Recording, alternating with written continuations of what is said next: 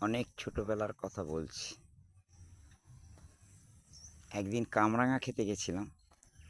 কামরাঙা খেতে গিয়ে নিজেদের গাছ না, অন্য লোকের গাছ। সেখানে আমি তাদের ছেলের কাছে, আমার চেয়ে বছর ৮-১০ বড় ছিল। আমি তখন হয়তো 2 কি 3-তে পড়ি। খুব মার খেয়েছিলাম। তা আমার মা বলেছিলেন যে,